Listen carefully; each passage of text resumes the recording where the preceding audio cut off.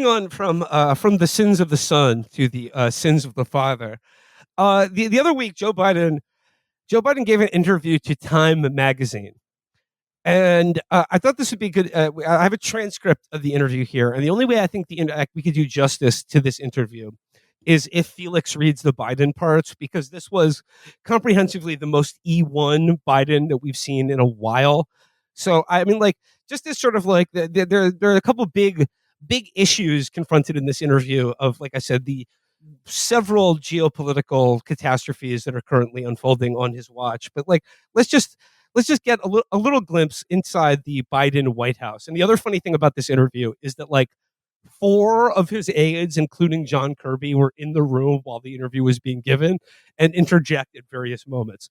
So for this interview, I will be reading the part of the Time magazine journalist, and Felix will be playing the part of Joe Biden. Now, I've given Felix instructions that these answers are kind of long, so feel free to trail off into incoherence at will, and you will basically accurately capture the nature of this conversation that Joe Biden had. So without further ado, this is Time Magazine's interview with Joe Biden. Thank you for doing this, Mr. President. We appreciate your time. Busy moment. I'll dive right in. You're traveling next week to Normandy for the 80th anniversary of D-Day to commemorate a turning point in America's leadership with the free world. But the anniversary comes at a time when the U.S., under your leadership, has been unable to deter crisis. First in Afghanistan, then Ukraine, Israel, and mounting tensions in the Far East. Is America still able to play the role of world power that it played in World War II and in the Cold War? Yeah, we're playing it even more. We're the world power, and what I inherited as a consequence of the mistakes that we made, they all made in Afghanistan. It was not a loss in Afghanistan. Excuse my cold. We have, compared to the rest of the world, we put together the strongest alliance in history. This is the world number one. Number two, we're not number two, but number two, the order of the the thing. If you're black, listen to the radio. We're in a situation where we have to be able to move in a way that recognizes how much of the world has changed and still lead the world. And it's in our security. For example, the idea that if when Putin decided to go to Russia, I mean, if he's going to go from Russia into Ukraine, the reason why I cleared the intelligence so we can release the information we knew that he was going to attack was to let the world know we were still in charge. We still know what's going on. I know what's going on. I'm here. You're here. Welcome to the room. I just At this point, yeah, he goes he on. pulls out a copy of a speech that Putin delivered on the eve on the day that they declared war. It's the address to the Russian people on the Donbass problem on February 21 when Moscow was going in, and it lays out why I believe Trump, what he never understood, which is that Russia, he wasn't just going into Moscow, I mean from Russia into Ukraine, for purposes of keeping from weapons having. He believes it is an essential part of Russia from the beginning. This is holy fuck. I added some things before the there's a slight sections, but it, like, the last thing I read is like, you really get dissociative when you read this. When you're trying to read this out loud, this is fucking crazy. Number two, NATO is considerably stronger than it was when I took office. I put it together. Not only did I reestablish the fact that it was the strongest alliance in the history of the world, I was able to expand it. Well, I was in the G7 meeting in Europe. When I got back, I called the president of Finland, Tom of Finland, big strong man type of guy, when I had met earlier this year with Putin. He said he wanted to see the Finlandization of NATO. He wanted those drawings everywhere. He said, I don't care if it's a sailor, policeman, strong man. You get me one type of guy who's no shorter than 6'2", no taller than 6'5". He's wearing one of those leather hats. It's like a train conductor hat, but it's made out of patent leather. It's so shiny you could floss your teeth into it. Not that you would, with all that's going on in respect to the world, but we're going to put Tom of Finland everywhere. He's going to be everywhere. And for once, we're going to, this is important, we're going to have him draw someone who ain't white for a change.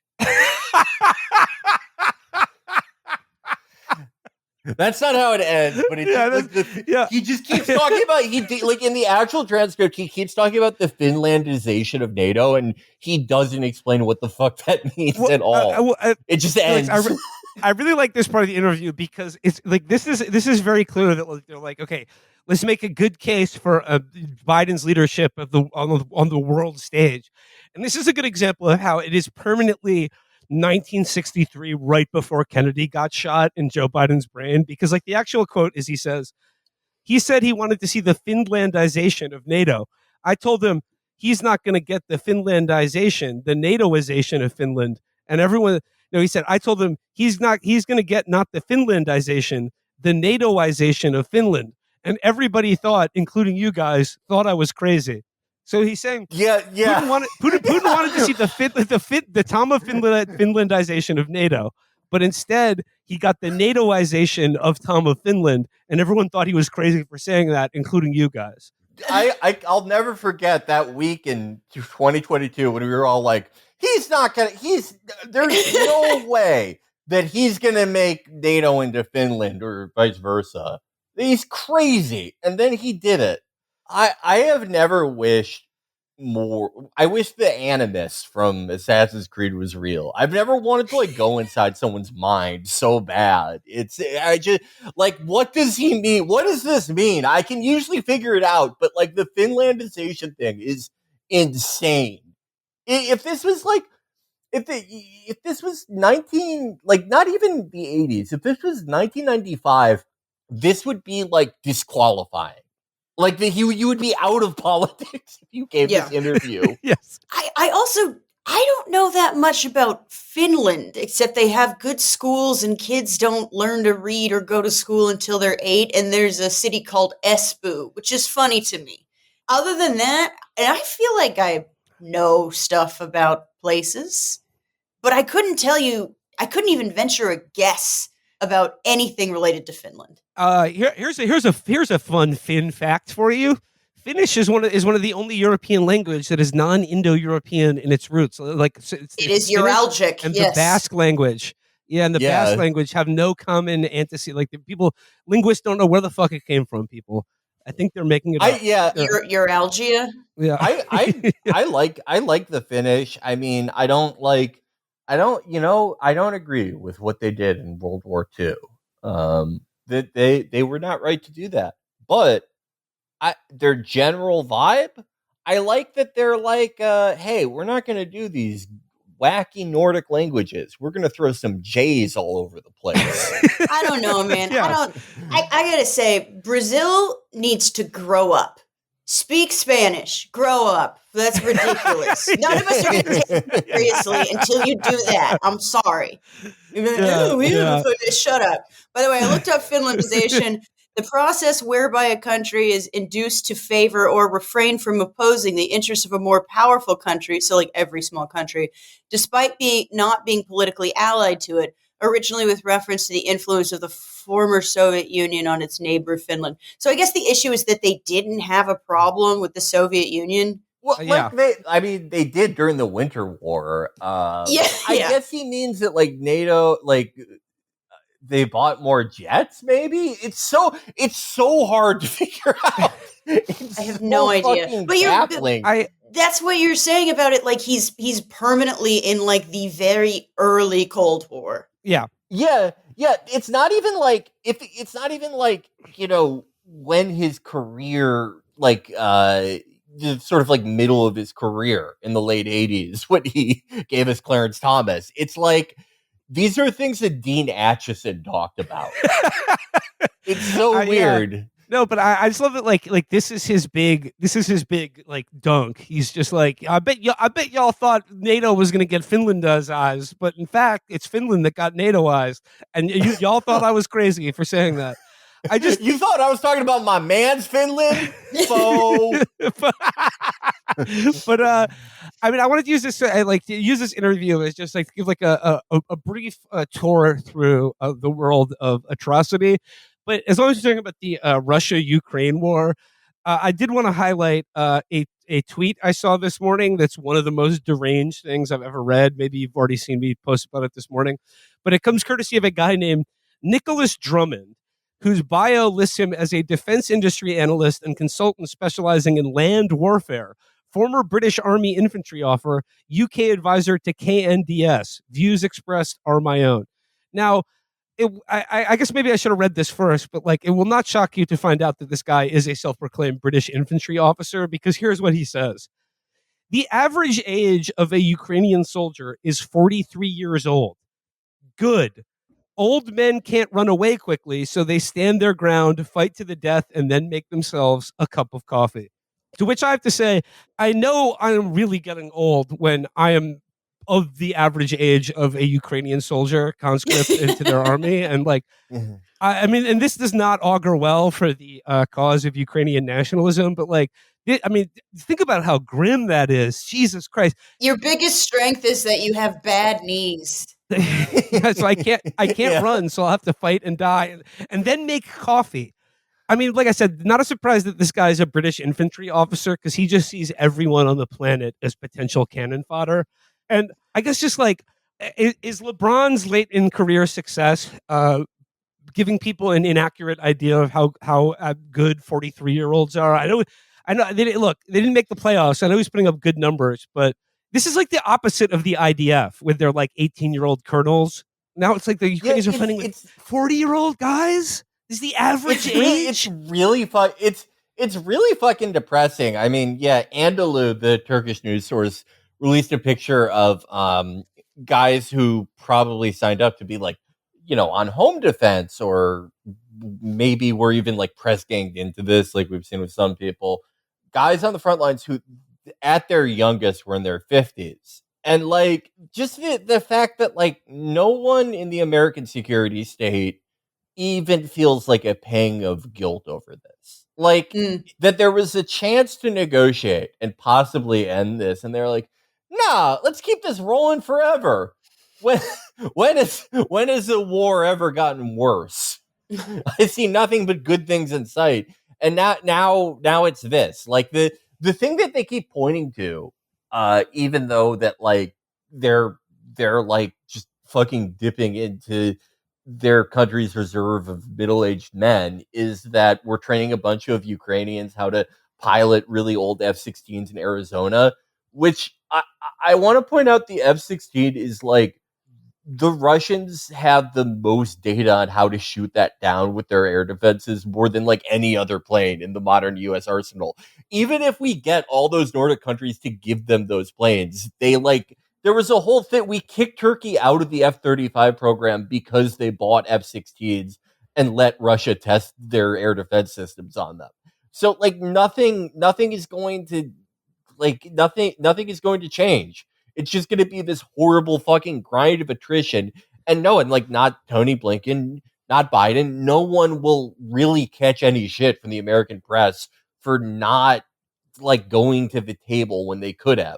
When Ukraine was in a way more advantageous position, and we could have avoided this. Yeah, it's too late. It sounds grim.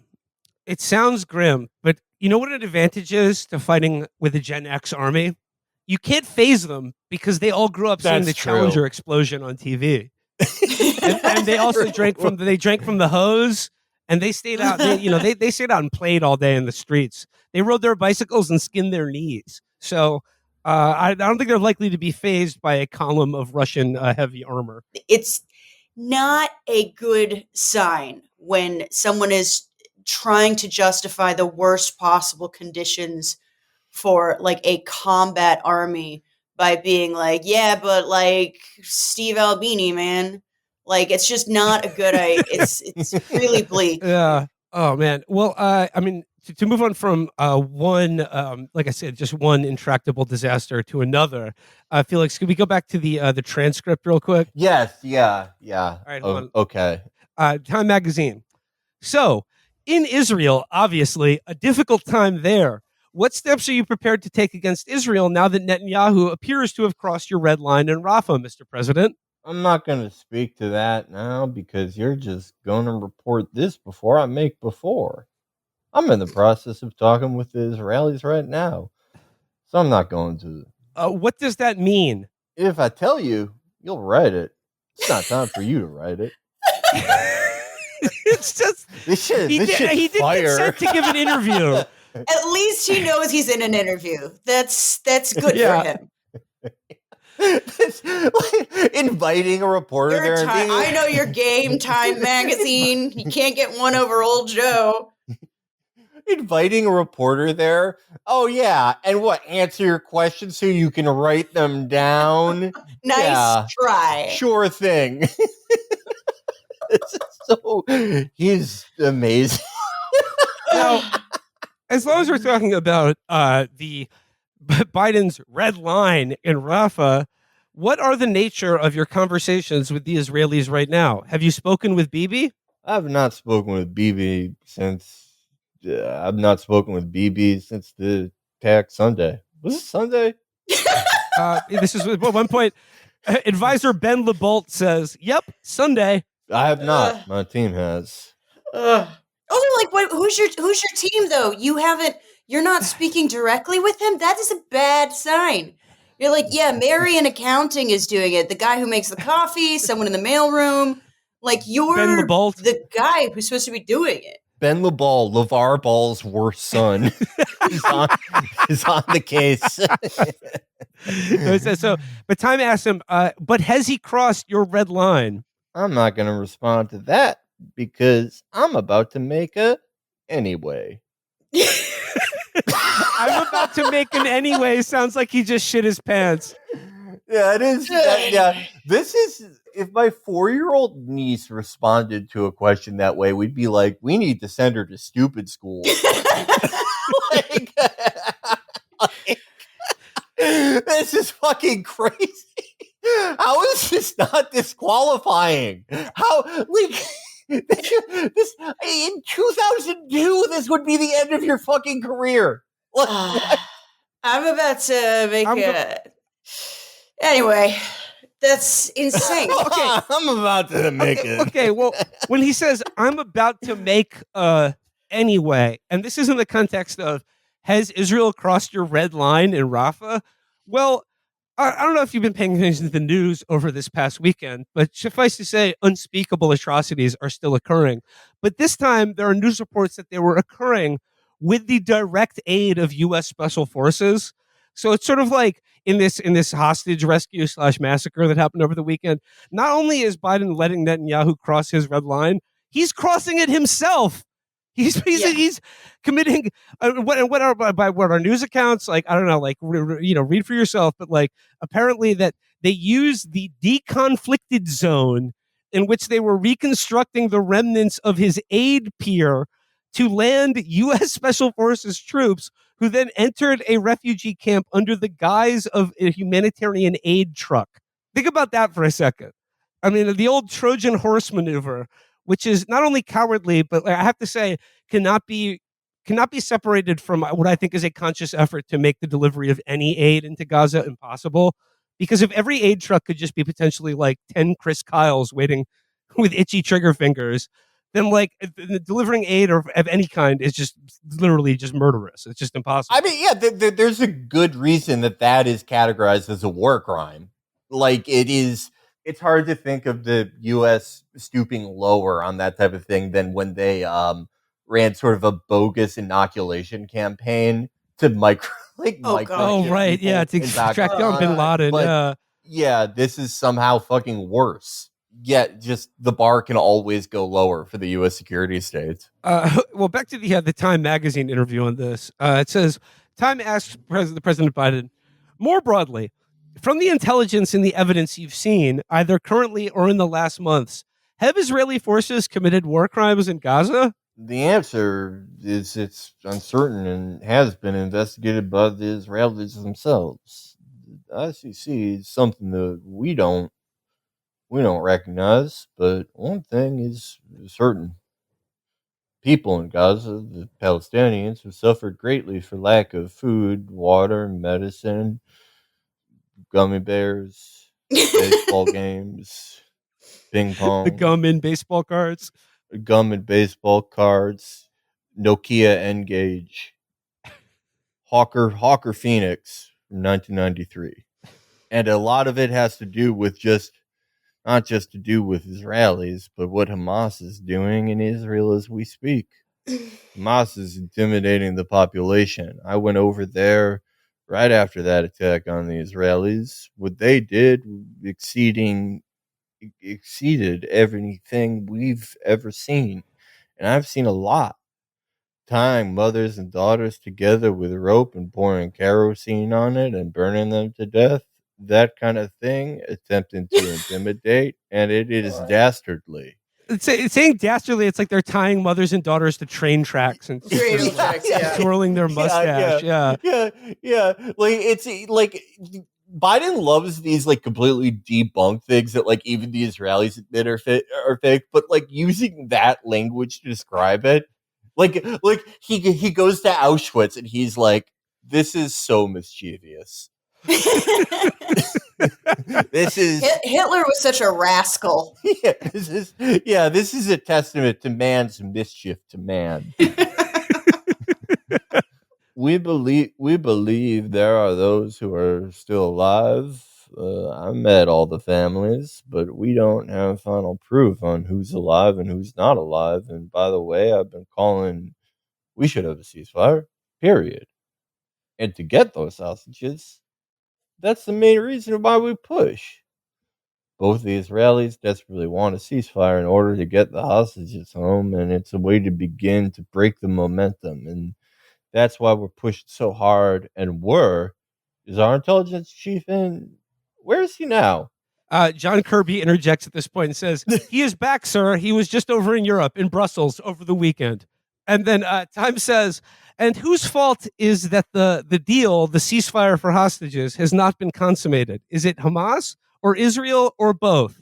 Hamas could end this tomorrow. Hamas could say unintelligible and done, period.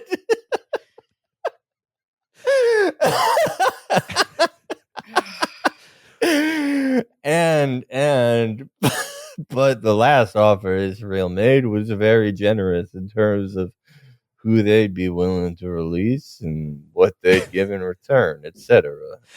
They're going to send Brett Ratner back to America to face charges. Can I ask something that might be a little naive?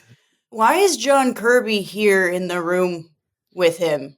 Is that normal? I mean, It's have a handler? Okay, I can answer this. John Kirby is Biden's comfort character, and he needs him to be around when he's feeling stressed out. Yeah, he's his emotional support cabinet member. For me, I see it as like it's like every bad grandson when they think that a grandparent only has 2 years left to live, and they're like, "Ooh, oh my god, I'm just gonna live in their house and do their laundry for 2 years, and they're gonna be so thankful that they like write me into the will." And that with John Kirby, it's like he's gonna make me president, and then it's Kirby time, and then I'll show them. And then it's Kirby's time. It's like what everything's coming up, Kirby.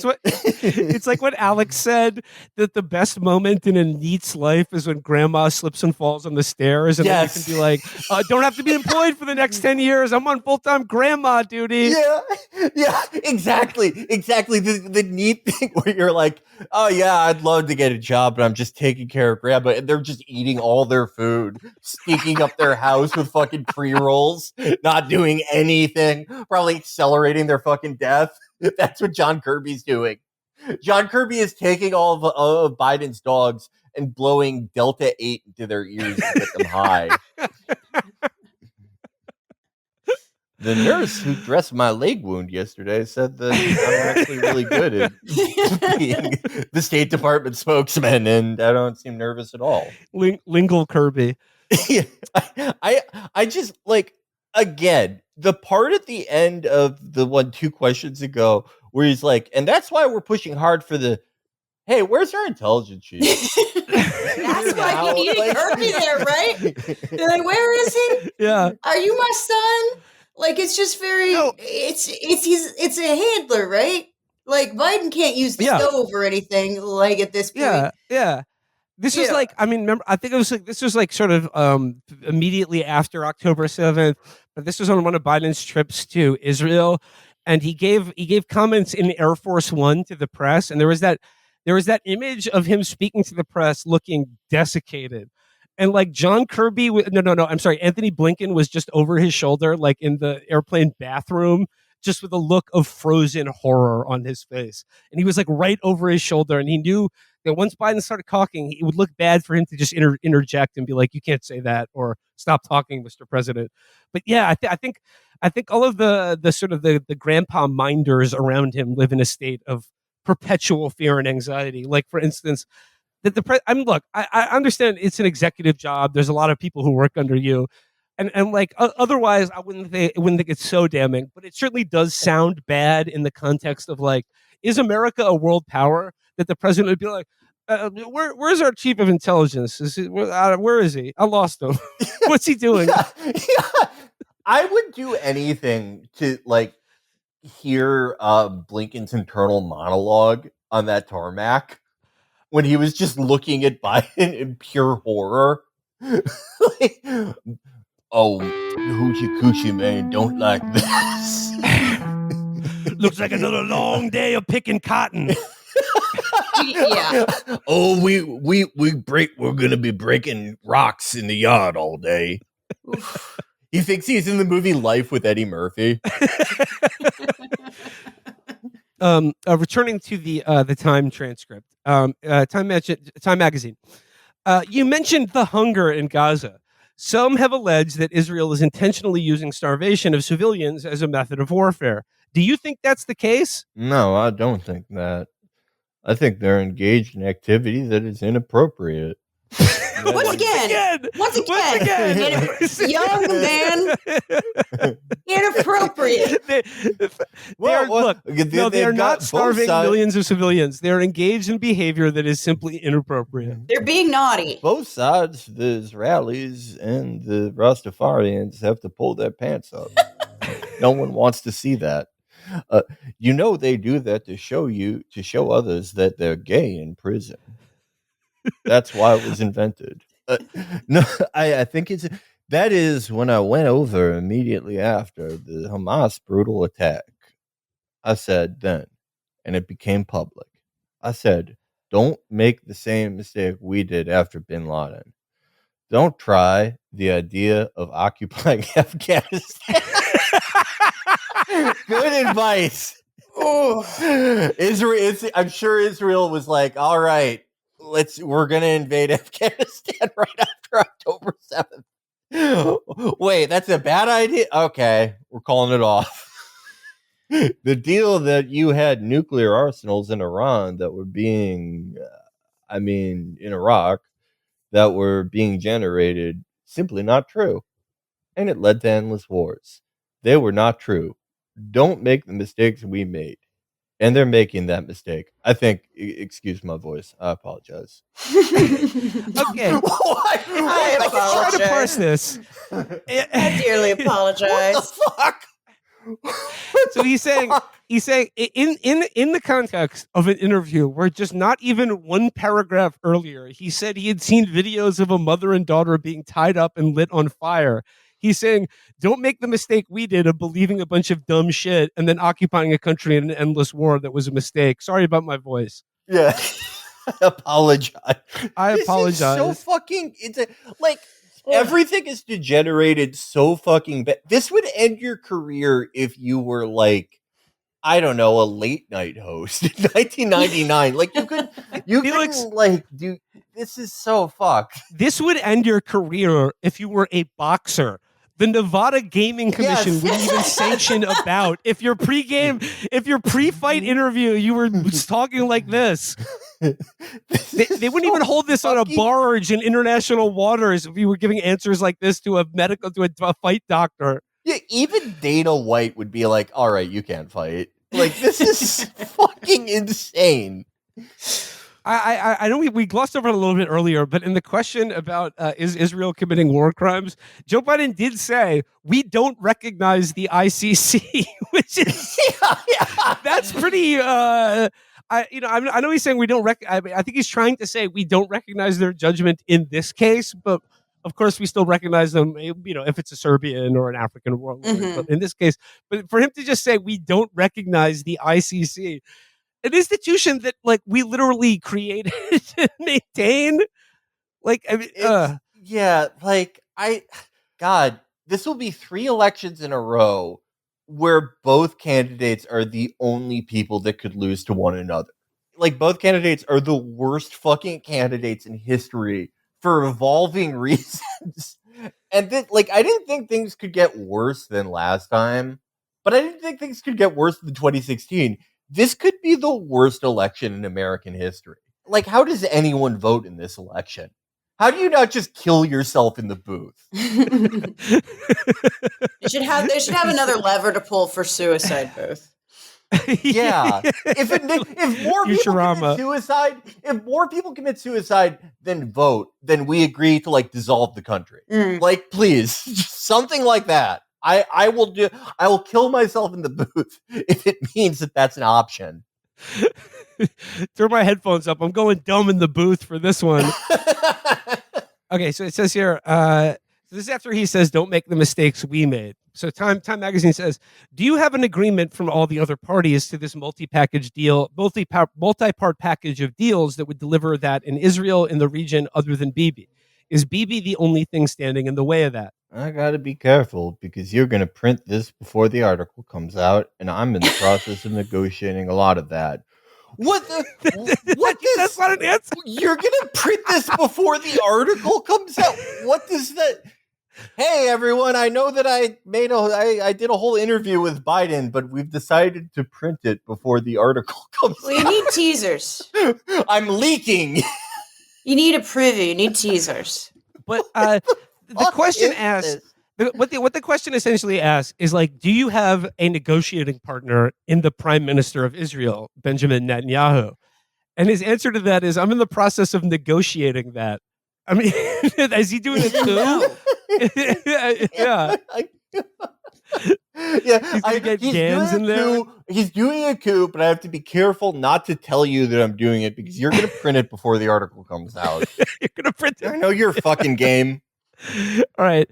We're going to the end of the highlighted bits that I chose from this, but it says here, the last 2 years of presidents, 2-term presidents' tenure are usually focused on foreign affairs. You are 81 years old and would be 86 by the time you left office. Large majorities of Americans, including in the Democratic Party, tell pollsters they think you are too old to lead. Could you really do this job as an 85-year-old man? I could do it better than anybody you know. You're looking at me. I could take you too. He literally says, I can take you to a Time Magazine journalist who's asking him if 85 is too old to be running the country. He says, I could do it better than anyone you know, and I could take you too right now. If you let's arm wrestle. It's so Dan Quinn. I'm busy. Wow. I really think that this journalist failed on a basic matter of journalism by not taking the president up on that offer. Like the fact that the president challenges you to a fight in response to a question about his age, I feel like you have to be like, oh, all right. Well, I guess we need to settle this once and for all. Are you old enough to fight a Time journalist? Imagine that happened. Imagine you're like a sort of like millennial cusper journalist doing this article, and you're like, okay, fine, we'll fight, and you just deck him, and he falls in a really bad way, and you're like, oh shit, and you somehow escape the White House. You somehow escape the White House. You escape the Marines. You escape the Secret Service. Your Uber's already waiting. You're in the taxi with Maria Villalobos from Pulp Fiction asking you, what does it feel like to kill a man? You're in the taxi. You get back to the hotel, and then you have like 2 missed calls from your editor, and you're like, oh fuck, and you call them back, and you're like, no, it went great. Nothing happened. By the way, could you not print the article until it comes out? Yeah, don't print this article before it comes out. That's the most important thing. We can't do that. I think it's possible though that Biden would have like an advantage because he'd want to fight in that like 1950s New York gangs way where they tie one arm by their wrist together and then they have switchblades in the other arm. Yeah, he would fight. He would fight and go down like Liam Neeson in Gangs of New York. I'll take anybody, Jack, but no zip guns. Got to make that clear. But like, does the Secret Service have a protocol in place where the president can order them to stand down, like at the end of Lethal Weapon, where Gary Busey and Mel Gibson fight on Murtaugh's front yard, and then like he's surrounded by LAPD officers with guns, and Danny Glover's like, "No, this is between them. Let them finish it." That would be really cool. But like the Secret Service is too lame to have like a protocol like that. That's something that would happen in the seminal Jet Li classic Hero, but not in America. I think like 8 Botoxes ago, Putin may have like tried that move, but now ever since he got like his 8th facelift and like became a COVID like a COVID he's a long COVID sufferer. COVID hawk. Yeah. Ever since he busted out that long table and he got long COVID, he's not doing that anymore. But I think if you're the president, they have to let you do that. Even if like Joe Biden would die instantly, even to the punch of a journalist. I don't know. I feel like it's probably one of the rules where they have to break it up that was put into place during Joe Biden's administration. Just because they knew he was going to try to start fights. They're like, at some point, Pappy's going to get scrappy. We gotta have like a contingency plan for when he does the finger gun thing from Gran Torino. Listen, pussy, shut up. I'm president, and when you know. It's about the boat people, Jack. They're Hmong. I thought they were bad, but they're good neighbors. What are you Jacks doing? All right, getting to the end here. He says, Time Magazine says, do you consider not running again because of your age? No, I didn't. Sorry, and what do you say to Americans who are worried about it? Watch me. Look, name me a president that's gotten as much done as I've gotten done in my first 3.5 years. When all you wrote in Time Magazine, I couldn't get any of it done. When you told me there's no pay, no way he can get $1 trillion+ bill done in terms of to deal with infrastructure, where there's no way he gets $268 billion for dealing with the environment, where there's no way I could get the legislation passed on. I remember when I was headed to Taiwan, to South Korea, to reclaim the chips industry that we had gotten $865 billion in private sector investments since I've been in. Name me a president who's done that. He's bringing back the American chips industry. Utz has been sold to a South Korean conglomerate, and they're bringing back the crab chips to the American. I love it. Like the journalist was nice enough to just completely glide past the fact that Biden challenged him to a fist fight and was like, okay, let's talk about some of your accomplishments. But he's trying to throw Biden like a life raft, and Biden basically just takes out a 38 and shoots it. He's like, no, I'll drown. Let me tell you about when I went to the South Siam and I rescued all the ships. Back when I was in Indochine. Amber shared this in the chat. Felix, do you see this? It's a question about. Okay. All right. So it begins. But Mr. President, won't your newly announced tariffs raise the price on American consumers? No, because here's the deal. There's a difference. I made it clear to Putin from the very beginning that we're not engaging in for example, Trump wants a 110% tariff on everything. That will raise the price of everything in America. Editor's note, Biden appeared to be Xi here, not Putin. what I'm very generous about. Yeah, this is one of the most generous interviews I've ever seen. This is a really nice guy. Yeah, like holy I never want to see any of the Biden people say the media is out for them ever again after this. Yeah. They are oh my God. They're trying to be in the take for you, but you're literally too incompetent for that to be the case. They physically cannot be in the tank for you. It's too fucked up. Editor's note, the president of the United States appeared to confuse Russia and China. But after the editor's note, it continues. What I'm talking about, I said, we're going to play by the same rules. You tell me if an American corporation wants to invest in China, it has to give 51% ownership to a Chinese operator. And that goes from there. And I said, so you're going to do that to us? We're gonna do the same thing if you want to invest here. We're not gonna putting a tariff on. We're just saying if you want to do that, well, we're gonna do that. And you cannot change the market in a way where you flood the market by ignore all Chinese government subsidies to undercut their ability as to deal with electric vehicles. And we're not going to put up with it. That's the thing we talked about. And that's what we're here talking about. We're not talking about tariffs across the board.